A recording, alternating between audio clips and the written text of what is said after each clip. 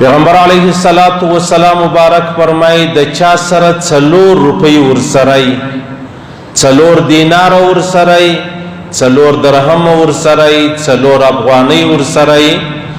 پیغمبر علیه السلام مبارک فرمای یو دینار هغه دی چې یو سړی د الله په لار کې ورکي دویم دینار هغه دی چې یو سړی غلام رانیسي بیا آزاد کی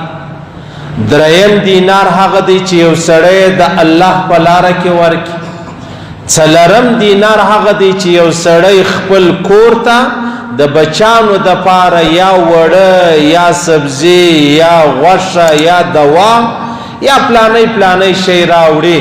پیغمبر علیه السلام مبارک په دې 4 دینار کې تر ټولو افضل ترین هغه دینار بللی دی چې کوم سړی خپل کور لري یو شی چې دی هغه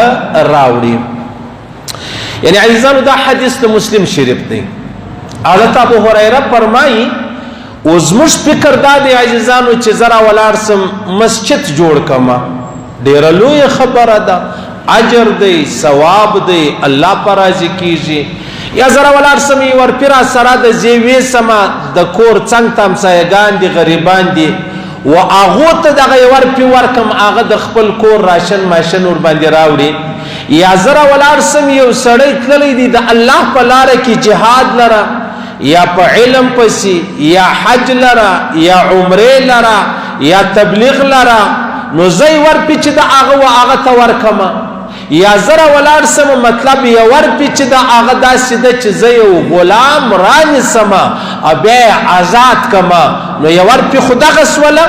بل روپی دا دا اللہ رسول فرمائی ترا ولار سولی پا یا ور پی دا خپل کور دا پار شان راوڑل خپل بچانو لرا بابا لرا ادی لرا خپل لور لرا خپل خور لرا خپل ورور لرا خپل زوی لرا خپل شجی لرا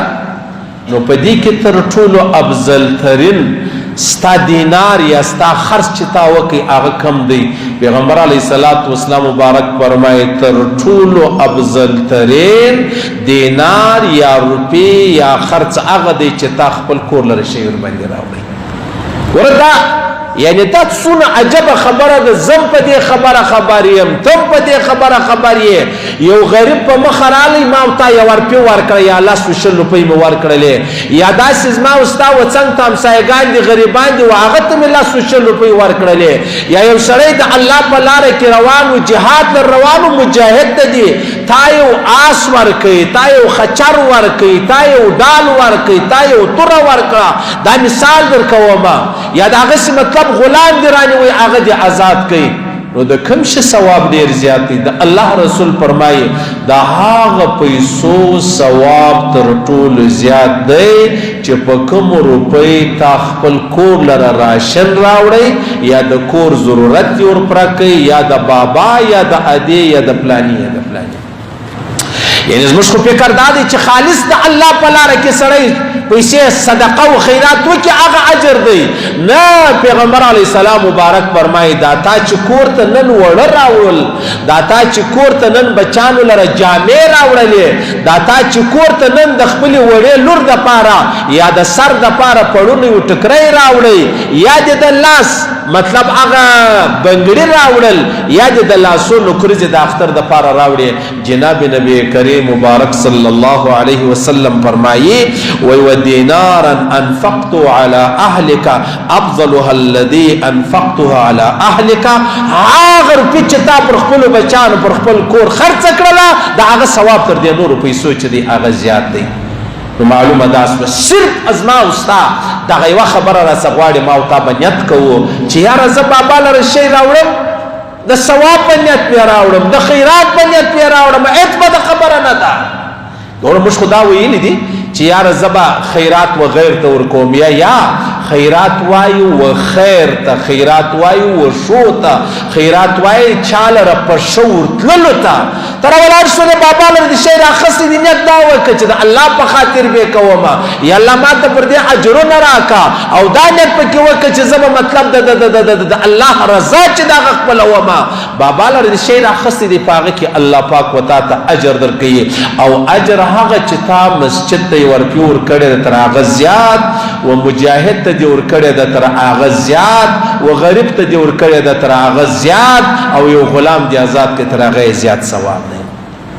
څونه الله پاک زموږ سره احسان کړی دی الله به موږ ته ویلی وای چې ته خپل بابا وعدې خپل کوروالا او بچیان لره شی راوړې خامخا به راوړې هیڅ اجر نه در کوم خو ستا کور دی یا الله فرمایي زه ستا اجر نه در ضایع کوم زه ستا ښه نه در ضایع کوم او دا تا چې کومه ښېګړې کړې ده دا زه نه در ضایع کوم څومره عجبه خبره ده او څومره اعلی خبره ده الله دې موږ ته توفیق راکړي چې د خپل بابا وعدې سره هم وکړو د خپل بچو د بچی سره هم وکړو د خپل میرمنې سره هم وکړو بیا فی سبیل الله یو سړی تللی دی د هغه سره هم وکړو او بیا یو سړی غریب په مخ رالی د هغه سره هم وکړو یو غلام آزاد کو د هغه ثوابونه بیا پای نه لري خو لیکن په دې کې خبره دا سوه اوس به یو سړی دا وایي چاشنو د دې معنا دا سو چې موږ مطلب د غریبانو سره ښه نه کوو یا د غریبانو سره ښه وکړه د الله رسول فرمایي ته چې کله د خیرات شروع کړې اول د خپلو بچیانو سره وکړه که ستا بچان مجبور وو او د غیر بچان هم مجبور وو ستا بابا وعده هم مجبور وو د غیر بابا وعده هم مجبور وو د الله رسول فرمایي ته بابا وعده ته ورکه د خپل خیر تر هغه بابا وعده چې هغه غیر درغه ثواب زیات دی بیا روایت کې راځي پیغمبر علیه الصلاۃ والسلام مبارک اعلان وکړي چې زم جهاد لره تاسو څه مطلب چنده چې د هغه راټوله کوي څه ترتیب برابر کوي ځو نو خرچه خو راځي خامخا ابو بکر صدیق ولاړی رضی الله تعالی عنہ خپل ټول کور یې راوړی حتی علما فرمایي پر د دیواله هم لاسونه وګرځول را وګرځول یا ستن یا میخ یا بل شي پاته نشي حضرت عمر فاروق ولاړی خپل کور یې پرنیمای کوي نیمه راوړي د الله رسول لره د الله په لاره کې نیمه خپلو بچانو ته پرېښول او یو سړی رالی هغه تقریبا د کوترې د آګۍ په شان په کور کې چې څه وو هغه دغه سونه ودا یې راوړله پیغمبر علیه الصلاۃ والسلام مبارک چې دا کوم صحابي د کور ټول یعنی یوه آګۍ د کوترې عمره درلوده د سونې هغه یې راوړه د الله رسول خوا جینې بده کړله د الله رسول جینې ناراضه سو رد یې کړه دا کور ته ویسه صحابه کرام پوښتنه وکړه ول یا رسول الله ابو بکر صدیق ټول کور راوړی تا خوا نه کبده عمر فاروق نیم کور راوړی تا خوا نه کبده دغه پلاني صحابي چې دغه دومره شی راوړي د کور تا خوا بده کړله د الله رسول فرمایل ابو بکر صدیق پر الله دومره یقین لري دومره توکل لري دومره بروسه لري چې که زه مفلس سوم د الله څخه بغیر به بل چاته لاس نه ځغوم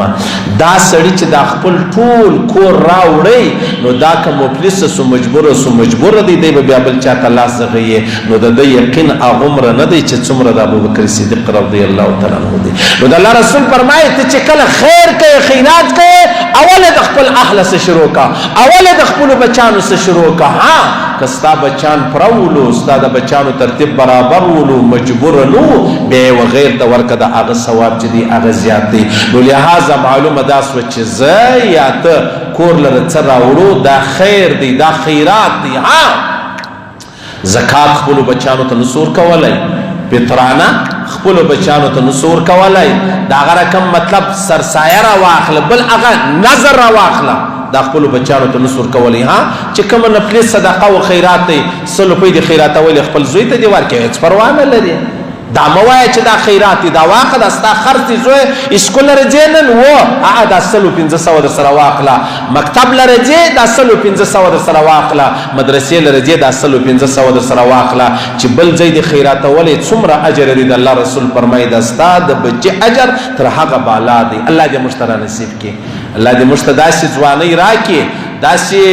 کاروبار راکې چې بابا هم پکې عزتمن کو، ادې هم پکې عزتمن کو، او مشر ورور او کشر خور هم پکې عزتمن کو. الله دې موږ توفیق راکړي. نو څومره انتیکه خبره ده. د الله رسول فرمایي ورپې هغه ده، یعنی څه پیسې هغه دي چې ته د الله په لاره کې ورکې، څه هغه دي چې ته مطلب غریب ته ورکې، څه هغه دي غلام پرانیسې، څه هغه دي چې ته خپل کور ته شی ورباندې راوړې. تر ټولو زیات ثواب هغه دی چې تا خپل کور لرې شی ورباندې راوړې. الحمدلله. او موږ ته یې کوو الحمدلله. الله پاک دې را نصیب کړي. الله دې موږ توفیق راکړي چې د رښتیا و د الله رضا چې د هغه ما او تا خپله کوو، په هغه رضا دې الله پاک راڅخه راضي سي.